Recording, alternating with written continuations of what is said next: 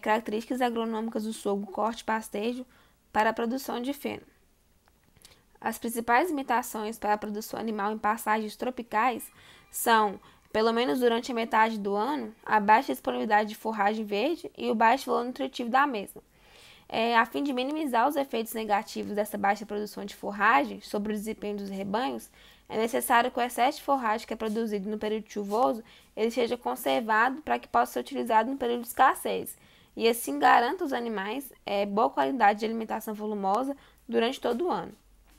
Os híbridos do sorgo com capim-algodão, eles vêm ganhando importância crescente na alimentação de rebanhos. Isso porque ele possui características desejáveis, como estabelecimento e grande velocidade de crescimento, alta capacidade de perfilhamento de rebrota após o corte ou pastejo, que vai possibilitar utilizações sucessivas, e bom valor nutritivo e grande capacidade de produção de matéria seca. Com isso, objetivou-se com o trabalho avaliar as características agronômicas do genótipo de sorgo para corte e pastejo. O experimento foi conduzido no campo experimental da Embrapa, localizado no município de Sete Lagoas. Foram utilizados 19 genótipos de sorgo para corte e pastejo na produção de feno. Foram semeados no ano de 2015, em decorrência das primeiras chuvas, entre novembro e dezembro. O plantio foi realizado em blocos ao acaso, sendo 19 genótipos dispostos em 3 repetições, totalizando 57 parcelas experimentais. Os cortes foram efetuados após 52 dias de plantio e aos 45 dias de rebrota. Posteriormente, as plantas foram cortadas, desidratadas ao sol, picadas, homogeneizadas, colocadas em sacos plásticos e identificadas. As características agronômicas avaliadas foram o número de plantas por hectare, produção de matéria verde e produção de matéria seca. Aqui a gente tem a tabela do resultado de discussão, com o número médio de plantas por hectare, a altura em metros, produção de matéria verde, dos 19 genótipos de sorgo cultivados para a produção de feno e produção de matéria seca, dos respectivos fenos em toneladas por hectare. Aqui a gente observa que os genótipos eles diferem entre si em relação à altura de plantas e ao número de plantas por hectare. Para a altura, houve diferença entre os genótipos. Os maiores valores oscilaram de 1,60 a 1,79 metros para o genótipo 101-30-20 e 101-30-16, que não diferiam entre si.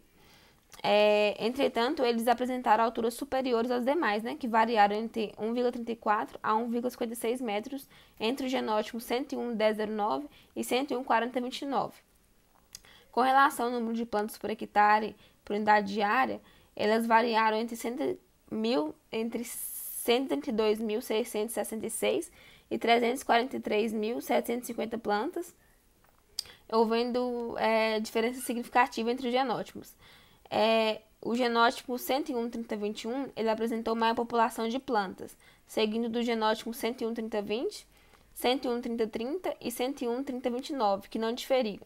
Com relação às produções de matéria verde e matéria seca, no primeiro corte, houve diferença entre os genótipos avaliados. O genótipo 101-30-21 apresentou maior produtividade de matéria verde, seguido do genótipo 101-30-30 e 101-10-05, que não diferiram entre si. Como foi observado, a produção de matéria verde por hectare e a produção de matéria seca, elas seguiram a mesma tendência, havendo variações entre os materiais. E o genótipo 101-30-21 também apresentou maior produção de matéria seca. Já para os demais genótipos, a produção de matéria seca foi inferior. Em relação às características agronômicas que foram avaliadas, o genótipo 101-30-21 ele mostrou melhor qualidade devido à maior produção de matéria seca, demonstrando assim que ele pode ser utilizado para corte e pastejo.